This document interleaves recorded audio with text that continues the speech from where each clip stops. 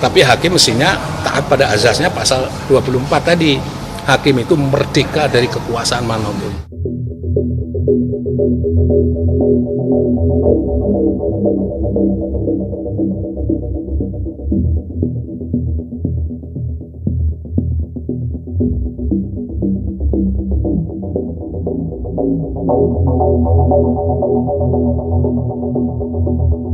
Itu proses pembuktiannya kan sederhana banget untuk anak gitu.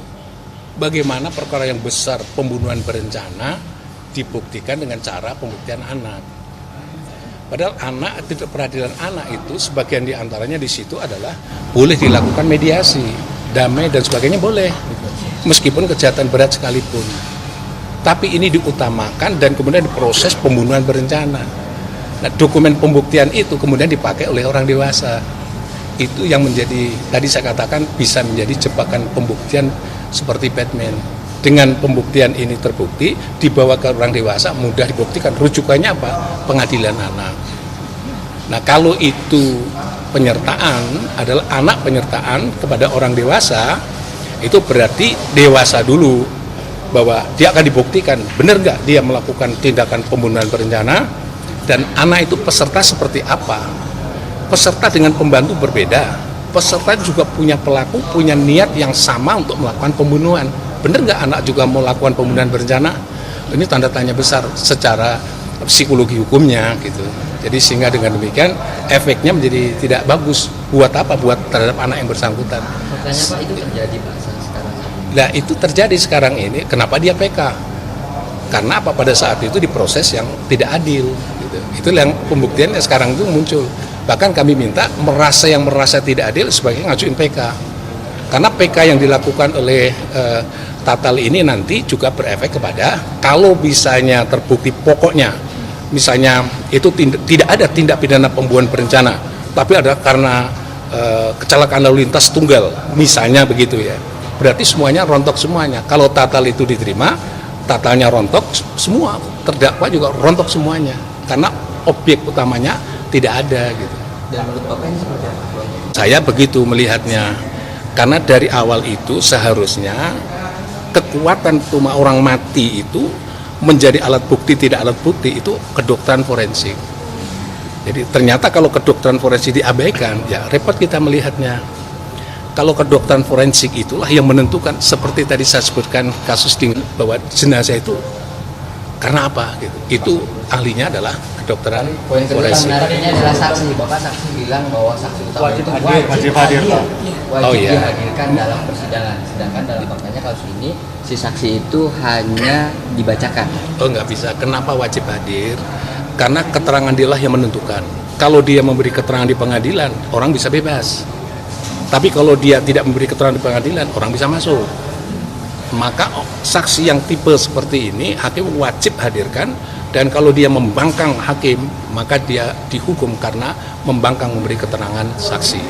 Ada uji silang di situ, ada kalimat uji silang tadi. Oh, enggak, kalau tidak dihadirkan nggak bisa diuji silang.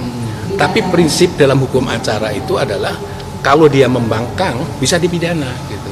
Karena apa? Demi menemukan kebenaran material dalam perkara ini. Kemarin kan berarti tidak hadir, berarti keputusannya sah nggak itu?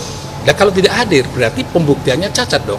Berarti karena yang utama cacat dulu, karena dicacat dong, karena pembuktiannya hal yang pokok tidak bisa dibuktikan. Kalau tidak pokok dibuktikan berarti putusannya cacat. Ya paling tidak bisa membuktikan bahwa itu tanpa dukungan alat bukti yang utama. Saksi yang utama sama dengan kekuatan keterangan saksi adalah alat bukti primer. Kalau tidak ada alat bukti primer, berarti nggak mungkin bisa membuktikan ada tidak itu. Pak, ada konsekuensi kepada hakim yang mengadakan salah? Ya hakim itu nanti pertanggungjawaban moral lah gitu.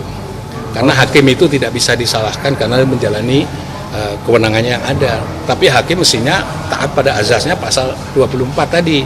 Hakim itu merdeka dari kekuasaan manapun. Tidak boleh didikte oleh pelapor, juga tidak boleh. Putusan cacat ini nanti bisa dijadikan hukum tidak Pak bagi terpidana? Ya, bagi terpidana lain menurut saya tidak harus novum, tapi bagi terpidana lain automatically kalau misalnya diterima bahwa putusan itu bukan pembunuhan terhadap yang lain, ya langsung automatically dia harus bebas. Kalau mencabut keterangan saksi Pak? Gimana? pencabutan keterangan saksi tadi? Oh boleh, karena keterangan saksi kalau diberikan pada saat itu dalam posisi dia dipaksa, tadi istilah bahasa saya paksaan fisik non fisik, itu bisa dicabut.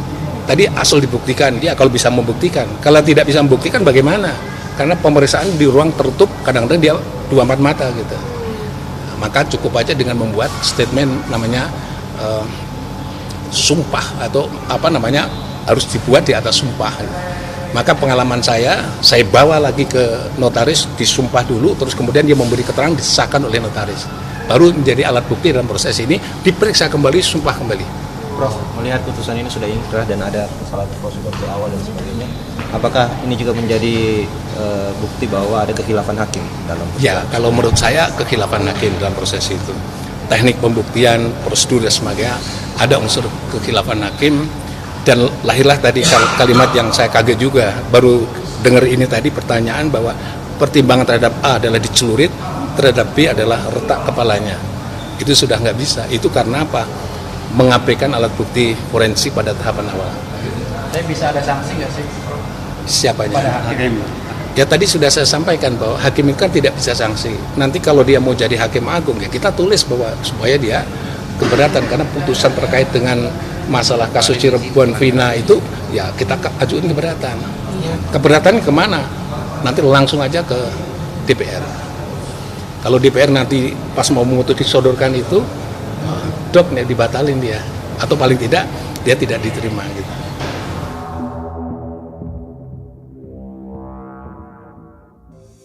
Di antara banyak sumber informasi, kami layak dipercaya karena kami menggali lebih dalam, berpihak pada kebenaran, berpegang pada data dan fakta, agar layak Anda jadikan referensi. Kompas TV, independen, terpercaya.